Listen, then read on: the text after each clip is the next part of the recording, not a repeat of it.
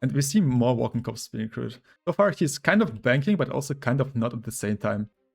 We're not quite getting it. But we get our first zombie. This is the walking corpse of a dwarf. This is the start of a big plague spreading around. But we get a second kill, and another dwarf joins the horde.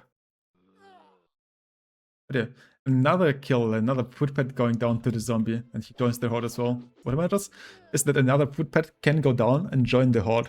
But now you have even more zombies on your side that you didn't even need to pay anything for. I'm not even sure what he do as Sonya at this point. Welcome to another Wesnoth Ladder Replay. And this particular game has a very, well, unique and I'd say strong undead strategy that I haven't seen before. And in red, playing the undead, we have Zuk 1990, who is a Chinese player, and every time he shows up, he delivers some very high level Wesnoth gameplay. So his initial recruits are quite interesting. We are on Sulla's ruins, it is a very big map, and I can't understand recruiting all these vampire bats just to grab the villagers quickly, and also have the mobility later, so far nothing out of line besides this one walking corpse that seems kind of awkward, but at the same time you don't pay upkeep for it, so you might just as well just use it early to grab some villagers, and then get your good recruits later on. And his opponent right here, playing the Dwarves, the Knalgan factions, is StonyDrew, who's going for something rather traditional, I'd say. The early guardsman is kind of awkward. I'm not sure if he knows what he's playing against, but against Undead, having a guardsman usually is not the best idea. He only has piercing damage, and if you ever see Undead as Dwarves, you usually recruit a bunch of footpads for their impact damage, and the Dwarfish warriors. But that's about it. You see, there's nothing too special, like all the villages being taken, and it's kind of the advantage of having so many vampire bats. You can just take a lot of villages on the first turn without having to pay any upkeep either, so. A bit difficult for me. I think Stony just realized he's playing against the Undead with his Griffin Rider. Not quite sure about the matchup itself. It used to be very poor for the Undead, simply because footpads have impact damage and are decently strong into them. Now on ladder, footpads do have blade damage on the melee attack, which makes them somewhat worse into the Undead faction. But in this particular game, I'm not sure how much this really matters, because, as I said, we will not see a lot of skeletons here. I can spoil this much. So, leader here, I bet. Stony is trying to figure out about it. There is a skeleton recruit and Dark Adept recruit. This is something that you would expect to see from an undead player. Just get some skeletons with your deaths behind them. But this is what kind of surprised me, because you already have a lot of level 0 units, a lot of no upkeep units. And Zuk decides to recruit another bat and another zombie. Also, he also makes a very good use of his bats so far, just placing them up front, threatening the villagers. And this creates also quite a difficult situation for Stony at this point, because he plays dwarves, and what do you do when you see all of these bats? Let's skip this turn so I can show you the POV here. What do you do when you see like these zombies, these bats? Because usually your main idea would be to push forward, try to take some fights, because the bats don't really have the best stats, and if you don't engage, you will eventually be losing out on upkeep. At the same time, the dwarves, they have short feet. This one is quick and has 5 movement points, but it's kind of difficult for them to push up quickly, take engagements.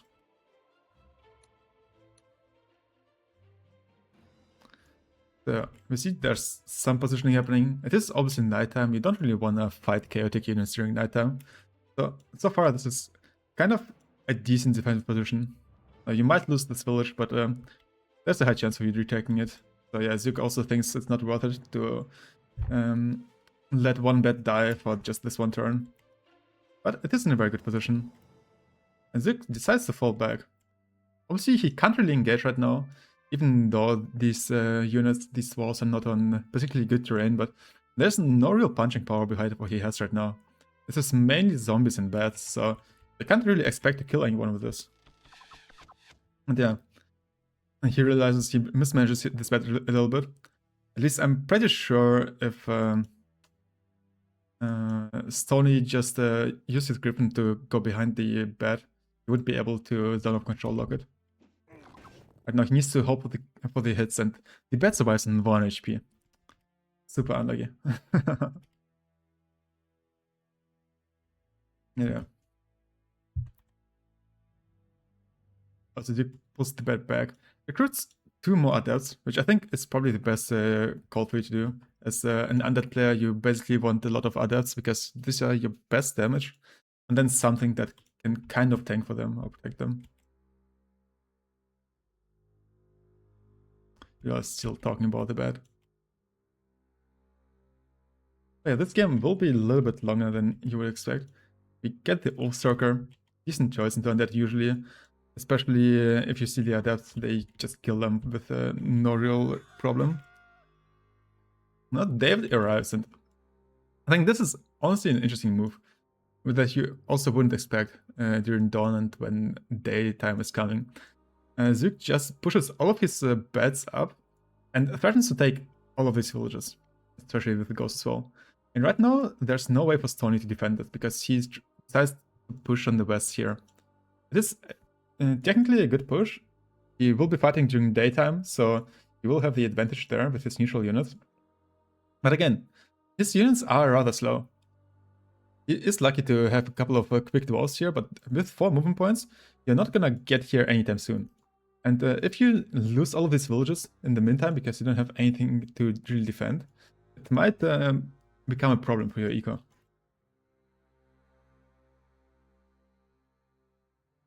So we'll see how he handles that one. You see also 2 more walking corpses, and this is kind of insane. He is not even on his upkeep threshold right now. He could still recruit 3 more units, 3 more level 1 units, but Zook decides to just get more zombies. So you see the first engagement is just some bed being thrown stones at. And Tony also realizes that he will probably be too slow to take anything. Even though it is daytime, he still needs to get past the skeleton, get past the kind of annoying bed, the Dark Undead here, and there might still be units behind. So he decides to fall back and defend his villagers, which is, in my opinion, a very reasonable call. There is one issue with it though, and that is that you're starting to pay upkeep already, meanwhile your opponent still has a full income. Well, besides this one village that he gave up. This is what Dark Undead is there for. You see the bats just claim the villages, which is what I would expect here. And this is mainly just slowing Stony down during daytime. Even pushing up with the leader, which I think is quite interesting. It is very far, and he obviously has no way to recruit here unless he gets to this ruined keep, which probably shouldn't happen. The ghost going down. We have the Oathstalker killing a bed. And Sony is slowly trying to reclaim all the villages he lost. Which is not a lot. No, on the other side. Obviously, Zook again trying to take the village back. It's not a perfect situation though. There is a dwarf in the village, and the only real threat to him is the Dark Adept, but he has no way to retaliate against him either in melee combat. Yeah, Zook tries to go back. He sees there are just too many units for him to deal with, which I think is quite reasonable. Just pulling his bets to the side. I think at this point you might as well just say, okay, these bets are likely dead, but at least they can buy me some time. Interestingly enough, Sony decides to go for the skeleton here. I do get you can't kill the adept even if you hit all your 3 hits on the axe. They might as well try to kill something else. But maybe it's better to threaten the adept and make sure that he can't stay for 1 more turn. Yeah, the 2 bats get trapped. He can take care of one of it in this turn, the other one should die in the next turn. So those are a couple of turns that he invests into killing the bats, and the experience you get is not that big. You only get 4 experience for killing them. There isn't even any combat experience going on, because you are fighting level 0 units. And we are about to get into nighttime. And you see the Dark Adept already switches targets. Probably able to secure the skill. We're not quite getting it. But we get our first zombie. This is the walking corpse of a dwarf. It is super slow, but it also has 3 more HP than a normal walking corpse. There's slight differences, obviously also the terrain advantage. This is the start of a big plague spreading around. Yeah, so he decides to go back, just recruit more units. And I think this is kind of the beautiful part behind how he's playing this out. Which is, he has a lot of level 0 units, and he mostly recruits level 1 units to provide enough fighting power to threaten your opponent. They have Osaka versus bad. And if you take these fights during nighttime, it might be a little bit scary because of the drain, but right now, you should be winning this one. It still looks way closer than it should have been. Yeah, the Osaka should have won this with a very clear advantage. But it's a lot of hit in return. Ooh. I ended up getting all 3 hits. Obviously, it does not kill. A little bit wrong on the math from Stony, but it's a little low adept that can't really allow himself to do too much here. I am kind of surprised that Stony decides to push in all the way though, because there are just so many units to chew through. Of course, they are all level 0, so they shouldn't be much of a threat, but then there will also be reinforcements coming in at some point. And we get 3 foot pass, and this is what you would typically expect rather early from Knalgans playing into Undead. There's just not an easy way for Knalgans to deal with them. Because they're decent into almost any type of unit you do. The only one that is probably reasonable is the skeleton, the normal melee skeleton. But even then, you will probably just get ranged by the sling. Yeah. We get a second dwarf, and we got our 1 level up to the soulless. Oh, this is interesting. The soulless gets 1 more hit on the touch, gets also 2 more damage, but at the same time it also starts costing upkeep. Now, a lot of people don't really like the soulless level up because the stats are not that big. Like, the increase is kind of fine, but with 28 HP, you still die rather quickly, especially to range damage. People would prefer other level ups instead. Yeah, everything goes down. Obviously, Zook got a lot of good hits, but he also had 2 more level 0 units here to help out if it didn't work out. And this Tony, you should expect this to go down anyway. And we see more walking cops being recruited. And there are like... Zook pays exactly 8 upkeep, and he has 8 villages to support it. So far he's kind of banking, but also kind of not at the same time, because he has all these walking corpses helping him out. Yeah, we'll see what Stony will do. Right now, Stony is on a disadvantage long term. And this is what I think is the interesting point about this strategy itself, just recruiting all these zombies to defend. Which is, you get an economy lead if you don't engage.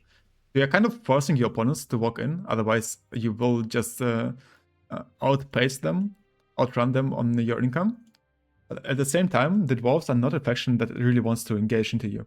And if you look at all these zombies, it's also not that simple to just run into the zombies and start killing them off. Because, you know, if 1 dwarf goes down in a zombie apocalypse, then the rest is sure to follow.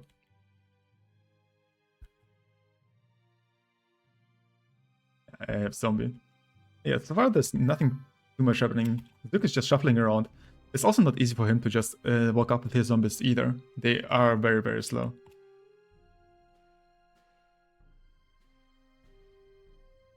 Yeah. You see Stony just walking forward. He's trying to take the fight. He also has chaotic units, the footpads, which I think are just in general a decent choice. Although against walking corpses, I'm not sure how well they will do with the bad impact resistance as well. Yeah, there are a lot of units to move. There's also a lot of turns to be played. Zook instantly recruits a ghoul and the Darkadev. This is the first time he's actually going above his upkeep. Or like above the village support that he has. And I think this is mainly because you see all the units running into you. You want to have some fighting power behind your zombies, not only your zombies in front.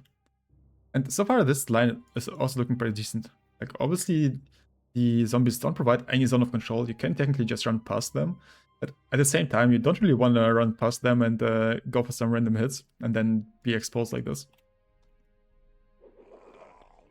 So yeah. See the also taking down the first zombie. Also, they do die pretty quickly, but usually you need 2 units hitting a zombie to kill it, maybe even 3. And this takes away a lot of your turns for just a 9, I think, is it 9 cost unit? They're trying to get the skeleton as well. Now this is a good target, and you see why you would recruit all these food pads. But Stony unlikely doesn't get the hits he needs. He did get kind of lucky with the zombie, I suppose. But still, this skeleton surviving the 4 foot pad hits is quite unfortunate. Yeah. You see, this is Sony's main force. If this gets cleaned up, it's gonna be a little bit difficult to play. And meanwhile, Zig can still keep on spending his gold and his units, and he's kind of good in upkeep anyway. I'm using his adepts to try and kill the Thunderer here. It's not really that nice if you consider the possible return damage. But we get a second kill, and another dwarf joins the Horde. Another walking corpse on the way. And this is like the amazing part about it. You kill a unit that you soften up by your adepts, and then this unit instantly becomes the front line, so your adepts can't be reached as easily. Yeah, without this this cost, it would be a little bit more difficult to just hold all this. But yeah, another kill, another footpad going down to the zombie, and he joins the Horde as well. Now this is an interesting engagement. I wonder what the numbers were. I'm not sure if they're really that favorable, because the skeleton started out with a very low HP and doesn't have a lot of damage. He survives on 1 HP. Again. So amazing. Now, at this point, I'm not even sure what Stony should be doing. It's really difficult to engage here. He could just fall back. The zombies can't really catch up with him. They are too slow for that, but at the same time, it's they're going into the same territory again of upkeep versus fighting power. So he decides to track the fights anyway. Again, misses the skeleton. It's really unfortunate. This 1 HP skeleton is just a stone in the eye. He has to go for this skeleton instead. And he just survives. What a hero, yeah. Now, Zug does get a little bit lucky here, but I think even if the skeleton goes down, even if Stony gets lucky on his hits, there are just so many units around for you to take care of. And if your units go down to the zombies, you just have even more bodies to get through. Now, there are some thieves being recruited. I'm not sure what those are about. Seems like a little bit of an awkward recruitment into Undead, typically. But also, if you're fighting zombies, I can kind of get it. It's easy to surround the zombies, because they have no zone of control. And then the backstab actually does a lot of work. Zug going around. With the zombies, you will typically miss a lot of shots, you will take a lot of retaliation damage, but this is not what matters. What matters is that another footpad can go down and join the Horde. But now you have even more zombies on your side that you didn't even need to pay anything for. You have more zombie recruitments. And I'm not even sure what you do as Sonya at this point. Obviously, you could have retreated earlier, and maybe it is fine, but how do you deal with this amount of zombies coming into you? What is the counterplay here? This is the interesting part about it.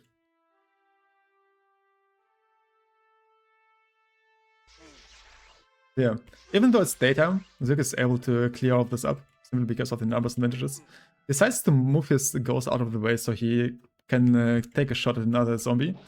He does not get this one. A little bit sad for him.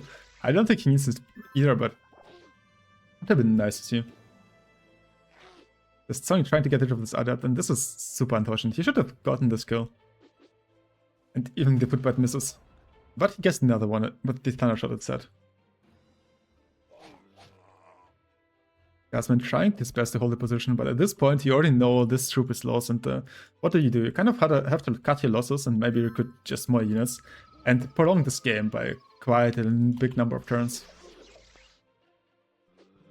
Yeah, again, the dagger that softens up the footpad, and we get another walking corpse joining the Horde.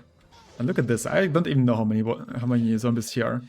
But it's just the biggest zombie horde I've seen in any game so far. Yet another soldier joining this. And this is kind of the problem with recruiting footpads into the zombies. Well, they usually do decently well into all these skeletons and maybe even Dark Cadets with their melee attack. The zombies have enough HP that your foot pests need at least like 2 to 3 turns in when you want to kill them. And if they get hit quite hard and die and then bolster your opponent's forces. Another one going down. And yeah, like this is completely over. I'm not sure where Zook gets the balls to attack a Thunder like this. And it didn't work out this time. But I don't even think he needs to be concerned with this too much. Now we actually get 2 backstabs with the Thieves, which is not something you would expect. The Dark Cadets do end up going down. Just kind of the hit or miss of these units. Yeah, Stony getting a little bit of luck back. You get one more zombie. I think this is quite interesting of how Zook actually tries to get the zombies instead of trying to give the kills to his adepts. Because usually you could also do it the other way around. You could try to hit it with the zombie first, then get one hit, and then you have a decent chance of giving the kills to the adept. But this is not what we're aiming for. We want to be the biggest necromancer in Wesnoth. And this means we need to get every single kill on our zombie units. Recruiting 2 more Dark Cadets, you did lose quite a lot of fighting power, so I do understand this choice. The funny thing is, if you keep on attacking the Thunderer with your zombies, you will not get any combat experience. You might whittle him down, only. Get one more Dwarf recruiting joining here. At this point, you might also just call it recruitment for the Undead. The Thief also going down, and this is, again, he's being very, very squishy. Yeah, getting the Ulcerker taking care of a bat. I'm not sure if this is something you really want to do, what to look for actively. And the problem with an Ulcerker is that it is quite easy to be swarmed by walking corpses. Obviously, you would need like 3 or 4 walking corpses to kill him. But at the end, he will always die to it, because he will always kill his opponent. You walk in, you get 1 more corpse being raised. Oh my god. How do you deal with that? Now we even got the Solas walking up. Killing the Thunderer with the experience points. Have the counter to the Ulcerker, which is the Ghost. It's very difficult for an Ulcerker to win against a Ghost with the draining touch during nighttime. And at this point, Stony just surrenders. And look at this. Look at this image. How many walking corpses do we have? It shows only 8, because this is how many Zook recruited. But with all the kills he's gotten, it might be close to 15 to 20. And I just think this is quite an amazing strategy. Because what I usually see from Undead is you recruit a couple of skeletons, you recruit a couple of adepts to follow up on that one, maybe a couple of ghosts, and then you try to play like for the first night. It doesn't really work out, or it is usually a coin flip. And once you got past the stage, you get countered by counter units like maybe a tree, maybe heavy infantry or some shit, maybe mages. And then you are kind of running out of steam because you can't recruit any better units at that point, since you spend all of your gold into your initial recruits. But with this one, where you recruit bats, where you recruit zombies at the start, and just have a lot of bodies and adapt your later recruits to what your opponent does, it feels like you are flexible enough to pull this through. Yeah, guys, I wonder what you think about this certain playstyle. I will probably do more videos on this, because this is actually the 3rd game that Zook has played with Undead. There are 2 more there, and I think both of them feature the same strategy and are also very interesting to have a look at. Yeah, I hope you enjoyed that one, and I'll see you in the next video.